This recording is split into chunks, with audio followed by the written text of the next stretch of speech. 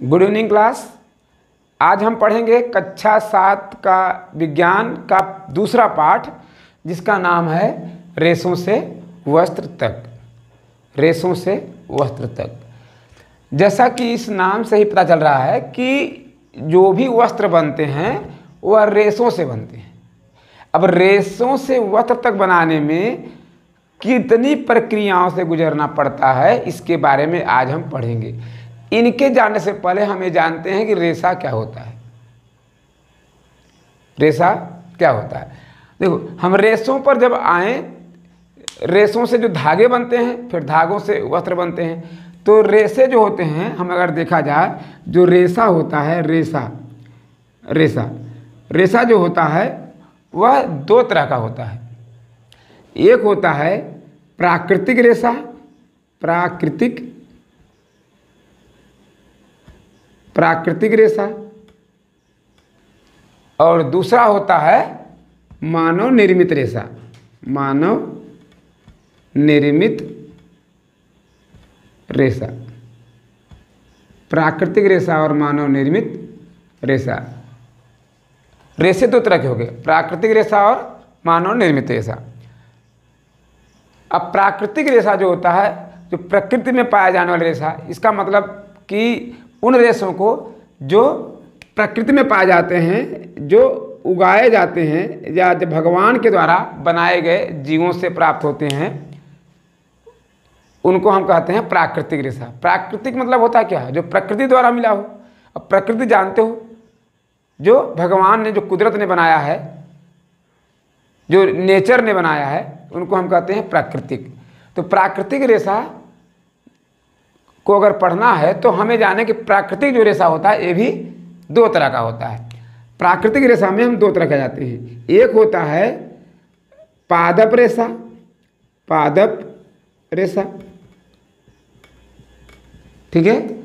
दूसरा होता है जांतव रेशा।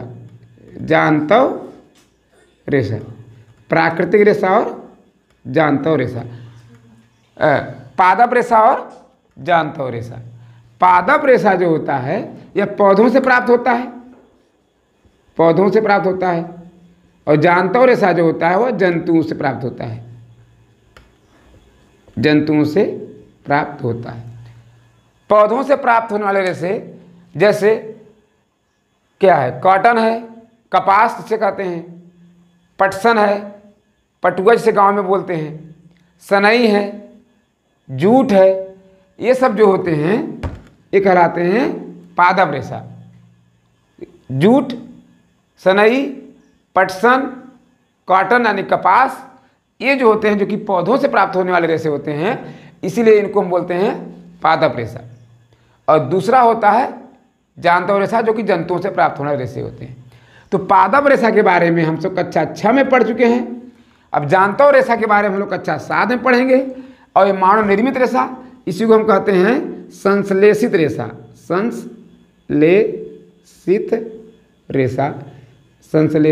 रेशा, जिसके बारे में हम कक्षा 8 में पढ़ेंगे। तो हमने देखा कि जो रेशा होता है वो दो तरह का होता है, प्राकृतिक रेशा और मानव निर्मित रेशा। अंग्रेजी में रेशा को बोलते हैं फाइबर। तो रेशे दो तरह के हो गए, एक प्राकृतिक रेशा, दूसरा मानव निर्मित रेशा। अब प्राकृतिक रेशा भी दो तरह का हो गया, क्योंकि प्रकृति में दो तरह के जीव पाए जाते हैं, एक पौधा पाया जाता है, दूसरा जंतु पाए जाते हैं। तो पौधों से प्राप्त होने वाले रेशे को बोलते हैं पादप रेशा, और जंतुओं से प्राप्त होने वाले रेशे को हम बोलते हैं जांतव रेशा। तो कक्षा 6 में हमने पादप रेशा के बारे में पढ़ा था। पादप रेशा में जैसे मैंने बताया था कि पटसन है, कपास है, सनई है, जूट है, फ्लैक्स है, ये सब पादप रेशा के अंतर्गत आता है। इसके बारे में हम लोग कक्षा 6 में पढ़ चुके हैं। आज हम पढ़ेंगे जांतव रेशा के बारे में। जो जांतव रेशा का मतलब होता है जंतुओं से प्राप्त होने वाले रेशे को हम बोलते हैं जांतव रेशा। जंतुओं से प्राप्त होने वाले रेशा को बोलते हैं हम जांतव रेशा। जंतुओं से प्राप्त होने वाले रेशे दो तरह के होते हैं। जंतुओं से प्राप्त होने वाले रेशे कितने तरह का होता है? दो तरह का होता है। एक होता है ऊन ऊन, दूसरा होता है रेशम। ऊन और रेशम, जंतुओं से प्राप्त होने वाले रेशे को दो भागों में बांटा गया है। एक होता है ऊन, इसको अंग्रेजी में कहते हैं ऊल। दूसरा होता है रेशम, अंग्रेजी में कहते हैं सिल्क। तो ऊल और सिल्क के बारे में हमको पढ़ना है कक्षा 7 में। ये कैसे प्राप्त होते हैं, किन से प्राप्त होते हैं, इन सब के बारे में हम लोग पढ़ेंगे कक्षा 7 में। तो चलिए आइए जानते हैं अब हम लोग ऊन और रेशम के बारे में, क्योंकि ये जानतो रेशा है, इस कक्षा में हमको यही पढ़ना है। ठीक है, तो हम पहले आते हैं ऊन के बारे में। जो ऊन है, जिसे अंग्रेजी में हम ऊल कहते हैं, ऊन आप सभी ने देखा है। ऊन से क्या बनता है, हम लोग स्वेटर देखे हैं, वो ऊन से बनता है। शॉल, ये भी ऊन से बनता है। तो बहुत सारे शॉल हैं, स्वेटर है, ये सब जो ठंडियों के मौसम में, सर्दी के मौसम में जो कपड़े पहने जाते हैं वो ऊन से बनते हैं। ठंडी के मौसम में पहने जाने वाले कपड़े ऊन से बनते हैं, क्योंकि ऊन जो होता है वह हमारे शरीर को गर्म रखता है, क्योंकि यह हमारे शरीर के अंदर की जो उष्मा है, जो गर्मी है, उसको बाहर नहीं निकलने देता है।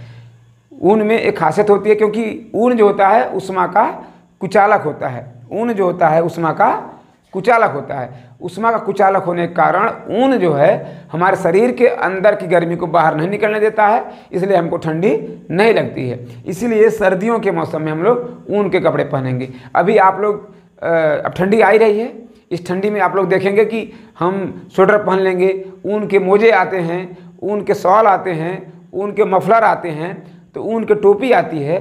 तो ऊन से बने हुए ये चीज़ें हम लोग पहनते हैं, जो कि मोटा होता है और ये उष्मा का कुचालक होता है, जिससे कि हमारे शरीर के अंदर की गर्मी बाहर नहीं निकल पाती है और हमको ठंडी नहीं लगती है। ठीक है, तो ऊन का ये उपयोग हो जाता है। ठीक, तो ऊन अब मिलता कहाँ से, बनता कहाँ से, ऊन प्राप्त किससे होता है?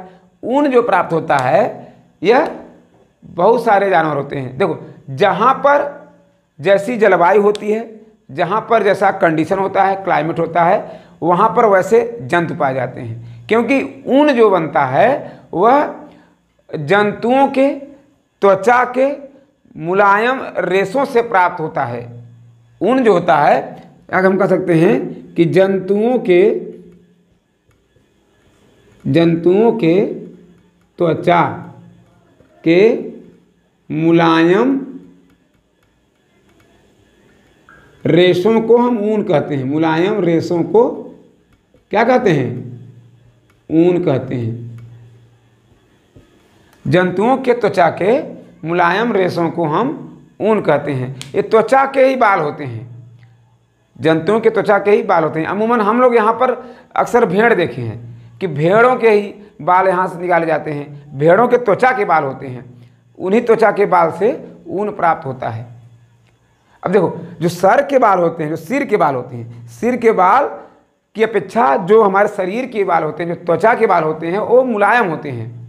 इसीलिए इन्हीं त्वचा के बाल जो मुलायम होते हैं, तो मुलायम जो रेशा होता है उसी से ऊन बनता है। क्योंकि जो सिर का बाल होता है बहुत क्या होता है, हार्ड होता है, कठोर होता है, जिससे एक गड़े चुभेगा तो इस सिर के बाल से ऊन नहीं बनता है। जो त्वचा के बाल होते हैं वो सिर के बाल की अपेक्षा मुलायम होते हैं। इसलिए विभिन्न जंतुओं के जिनके शरीर पर घने बाल होते हैं, उन जंतुओं के त्वचा के बाल को निकाला जाता है, उन्हीं से ऊन बनाए जाते हैं। तो कोई पूछेगा ऊन क्या होता है, तो आप बेफिक्र होकर बता सकते हैं कि जंतुओं के त्वचा के जो मुलायम बाल होते हैं, जंतुओं के त्वचा के मुलायम बाल होते हैं, या जंतुओं के त्वचा के जो मुलायम रेशा होता है, उन्हीं को हम ऊन कहते हैं। ठीक है, जंतुओं के त्वचा से प्राप्त रेशों को ऊन कहा जाता है। तो हमने जैसे बताया कि जो ये ऊन प्राप्त करने वाले जो जंतु होते हैं, ठीक है, ऊन प्रदान करने वाले जंतु होते हैं, हम ऊन जो प्राप्त होते हैं, जो उनके बाल, तो विभिन्न क्लाइमेटिक कंडीशन में, विभिन्न जलवायु में पाए जाने वाले जो विभिन्न प्रकार के जो जंतु हैं, वहाँ पर हम उस प्रकार के जंतुओं से ये उनके बाल प्राप्त करते हैं और उनसे ऊन प्राप्त करते हैं। तो जंतुओं से प्राप्त होने वाले जो मुलायम त्वचा त्वचा की मुलायम जो रेशा होता है उनको हम ऊन कहते हैं। तो हम अब बताएंगे कौन कौन से जो जंतु होते हैं जो ऊन प्रदान करते हैं। तो ऊन प्रदान करने वाले जो जंतु होते हैं, ऊन प्रदान करने वाले जंतु, ऊन प्रदान करने वाले जो जंतु होते हैं, देखो हमने जैसे बताया कि विभिन्न जलवायु कंडीशन में अलग अलग प्रकार के जंतु होते हैं जिनसे ऊन प्राप्त होते हैं। तो जैसे भेड़ है, हम लोग एरिया में देखा जाए तो जो भेड़ होती है, भेड़ से हम लोग इस क्षेत्र में जो ये उत्तर भारत है, यहाँ पर उत्तर पूर्वी भारत है, जो हम लोग एरिया है, जैसे बिहार है, उत्तर प्रदेश है, बंगाल है, इन सब क्षेत्रों में भारत में अमूमन भेड़ से जो ऊन प्राप्त होता है, भेड़ के बालों से ऊन प्राप्त होता है। ठीक है, यहाँ पर हम लोग भेड़ से ऊन प्राप्त करते हैं। आप लोग अपने क्षेत्र में विभिन्न प्रकार के जो भेड़ पालक होते हैं, गड़रिया होते हैं, उनके यहाँ बहुत सारे भेड़ देखे होंगे। भेड़ों के शरीर से बाल उतारते हुए देखे हुए होंगे। तो उन बालों को वो लोग क्या करते हैं, उन बालों से ऊन बनता है, उन बालों से ऊन बनता है, ऊन से रेशा बनता है, रेशा से ऊन बनता है और फिर जा करके उससे स्वेटर वगैरह, मतलब गर्मी ठंडियों में इस्तेमाल होने वाले विभिन्न प्रकार के जो वस्त्र होते हैं, कपड़े बनते हैं। तो और उसके बाद देखो बकरी जो होती है, बकरी से भी ऊन प्राप्त होता है। विभिन्न क्षेत्रों में जो बकरी होती है, घने बाल होते हैं उनके, उनसे भी ऊन प्राप्त होती है, क्योंकि वहाँ पर बकरी मिलती है। जिसे आपको हम बता दें कि जम्मू कश्मीर साइड में, जम्मू कश्मीर में भेड़ से ही बकरी से ही ऊन प्राप्त होता है। जम्मू कश्मीर से ही बकरी से ही ऊन प्राप्त होता है। हम बताएं जम्मू कश्मीर में दो तरह की बकरी पाई जाती है, एक कश्मीरी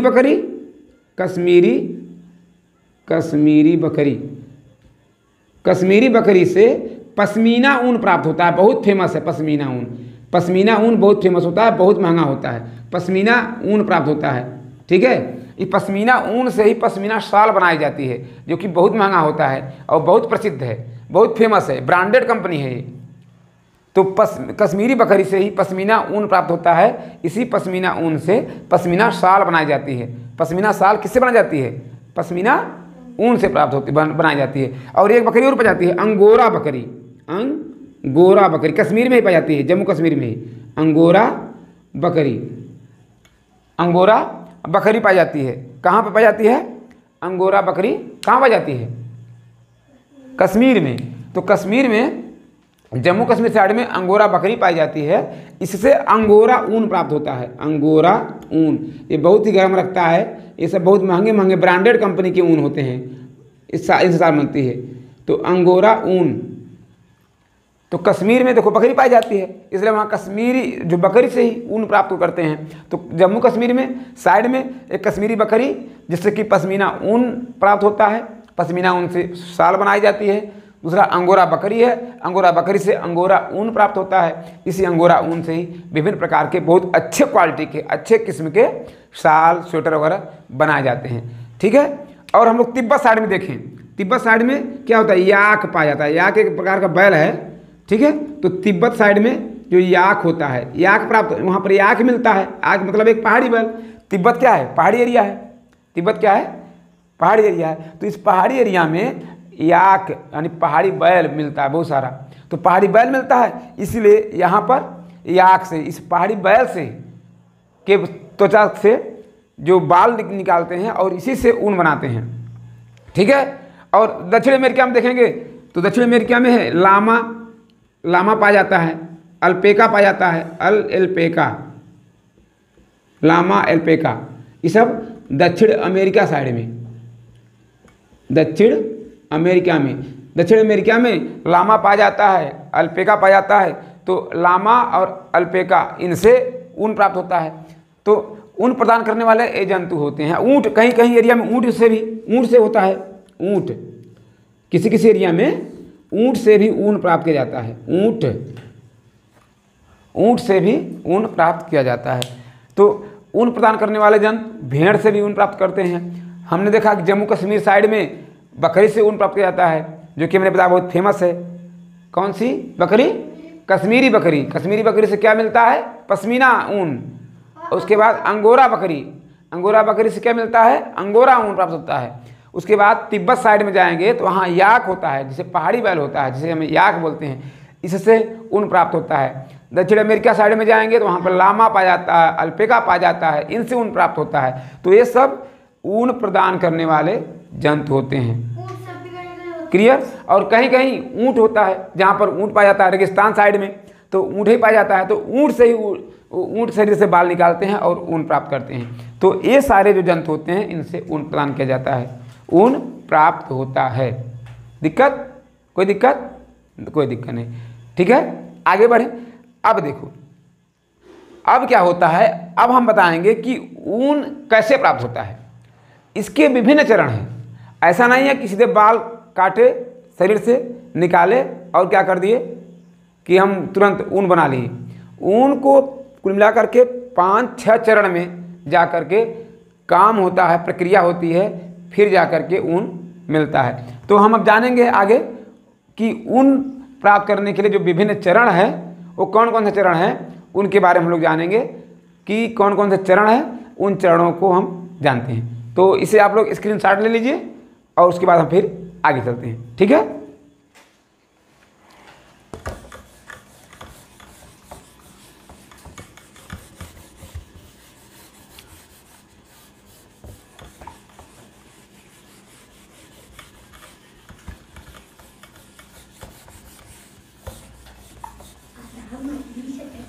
अब हम जानेंगे कि ऊन प्राप्त करने के लिए भेड़ों से जो ऊन मिलता है, ठीक है, तो भेड़ों के रेशों से जब ऊन प्राप्त किया जाता है, इस प्रक्रिया क्या कहते हैं पता है? भेड़ों के रेशों से ऊन प्राप्त करने की जो प्रक्रिया होती है उसे कहते हैं ऊन का संसाधन। ऊन का संसाधन भेड़ों से, भेड़ों के बाल से है या भेड़ों के रेशों से ऊन प्राप्त करने की प्रक्रिया क्या होती कहलाती है? ऊन का संसाधन। ऊन का संसाधन, ऊन का संसाधन।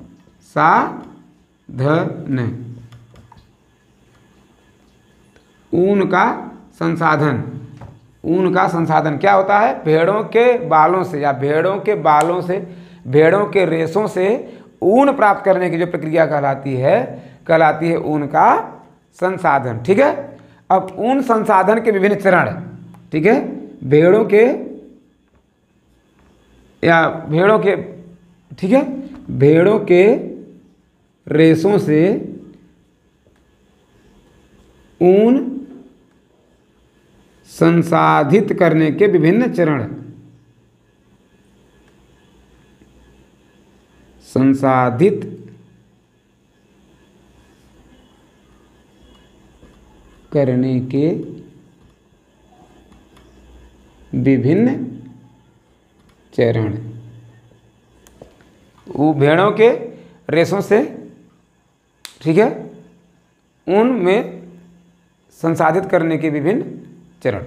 देखो हमने कहा कि देखो जब भेड़ों के बालों से ऊन बनाने की जो पहला चरण है, पहले हम क्या करेंगे? सबसे पहले बालों की कटाई करेंगे। तो सबसे पहले अगर इसे देखा जाए जो विभिन्न चरण हैं उन चरणों में पहला चरण, पहला स्टेप क्या है?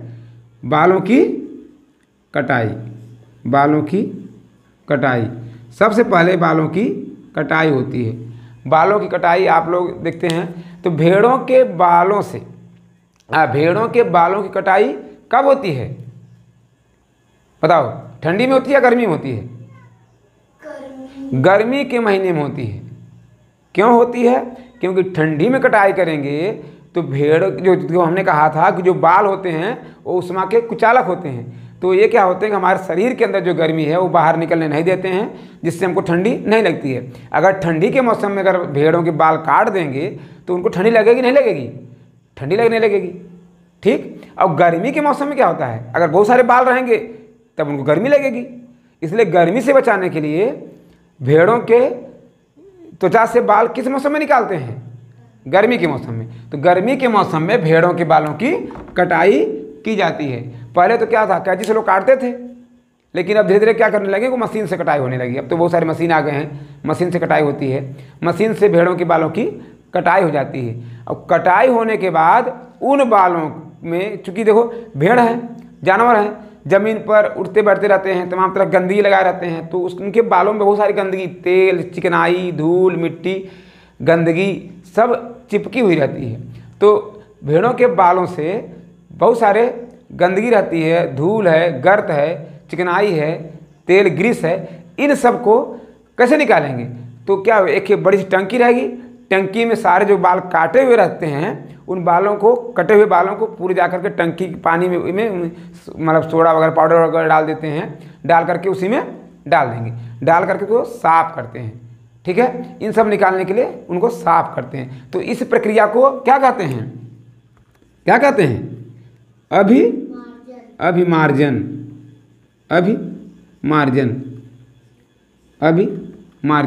अभिमार्जन में क्या करते हैं कि जब हम बाल काट लिए तो जो बालों में बहुत सारे गंदगी लगी हुई है, धूल, मिट्टी, चिकनाई, गर्द जो भी लगी हुई है, उनको क्या करते हैं?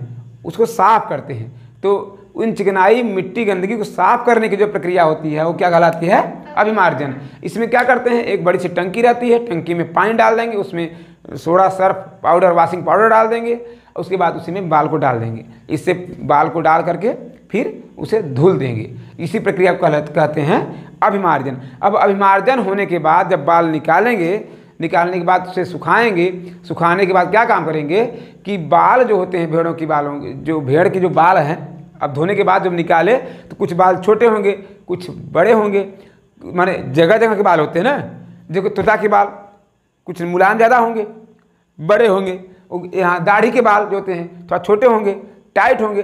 तो विभिन्न प्रकार के बाल, छोटे बड़े बाल या मोटे बाल या मुलायम बाल, इन सारे बालों को छांटते हैं। ठीक है, तो तीसरा चरण क्या हो गया? तीसरा चरण क्या हो गया? छटाई हो गई। फिर उसके बाद बालों को क्या करते हैं? छटाई करते हैं, छांट लेंगे। तो एक एक तरह के बाल जो होते हैं, बालों की जो क्वालिटी के आधार पे अलग अलग छांट लेते हैं। अब छांटने के बाद अब इनकी क्या होगी? कताई करते हैं। कताई करते हुए आप लोग गांव में देखे होंगे, गांधी जी के चरखा से काटते थे। गांव में देखो एक ले रहते हैं, क्या कहते हैं उसको, एक पड़े रहेंगे, नचाएंगे बड़ी जोर से, और उसके बाद वो कई धागे एक मिला देंगे और उसको ऐंठते हुए निकल जाता है। तो फिर इससे छोटे गांव में देखो तुम लोग, जब क्या कहते हैं, गेहूं का बोझ बांधने के लिए लोग क्या करते हैं? धान का जो पेड़ होता है, पेरा जिसे कहते हैं गांव में, तो पेरा क्या करते हैं? ऐंठते हैं ना। तो पेरा तो कितना बड़ेगा? 1 मीटर का होगा, 1.5 मीटर का होगा। लेकिन हम लोग क्या है कि 2-3 मीटर लंबा एक रस्सी बना लेते हैं, नहीं बना लेते हैं? तो कैसे बनता है कि 3-4 पेड़ एक में लगा करके ऐंठते हुए चले जाते हैं, तो एक दूसरे से जुड़ते चले जाते हैं। इसी को कताई बोलते हैं। ठीक है, तो बालों को कताई करना रहता है। तो बहुत बड़ा, चूँकि अब बाल जो होंगे भेड़ के, या जो बाल होंगे क्या होंगे? छोटे छोटे होंगे। अब छोटे छोटे होंगे तो इनसे धागा तो बनेगा नहीं। तो धागा बनाने के लिए क्या होता है? कई बाल एक मिला करके इसे पूरते हैं, गाँव में कहते हैं पूर रहे हैं, तो कताई करते हैं। इसी को कताई करना बोलता है। ठीक है, तो उसके बाद क्या करेंगे? छटाई के बाद चौथा नंबर क्या करेंगे? कताई।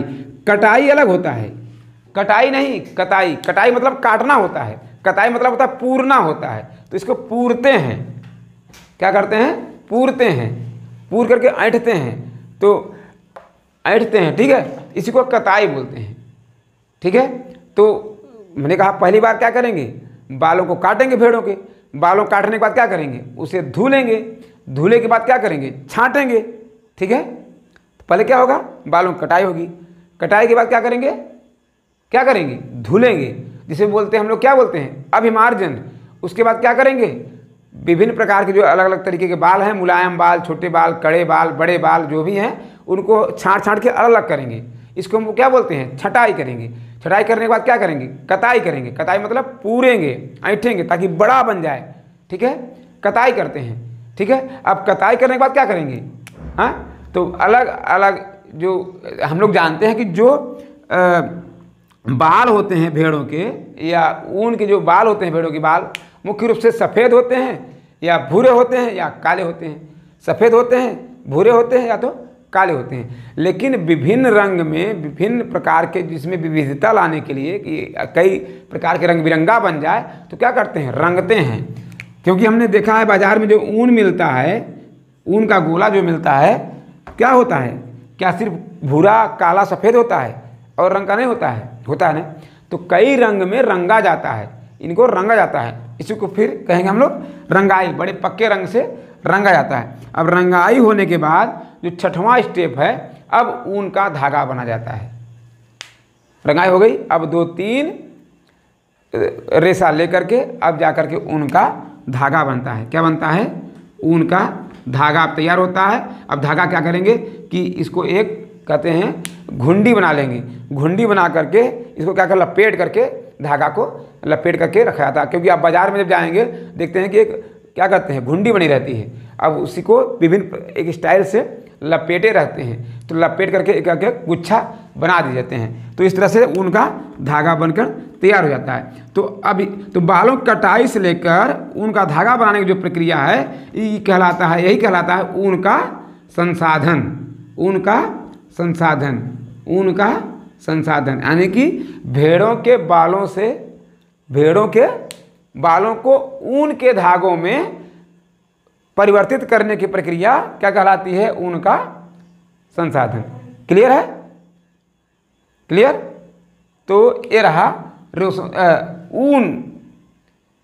ऊन प्राप्त करने के विभिन्न चरण या ऊन संसाधित करने के विभिन्न चरण।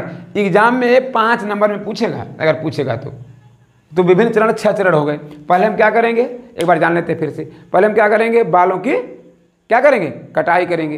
कटाई किस मौसम में होती है? गर्मी के मौसम होती है। कटाई करने के बाद क्या करेंगे? उनको धुलेंगे, क्योंकि उसमें जो चिकनाई है, गर्त है, धूल है, निकल जाएंगे। इसी को क्या बोलते हैं? अभिमार्जन। इनके बालों को धुलने को क्या बोलते हैं? अभिमार्जन।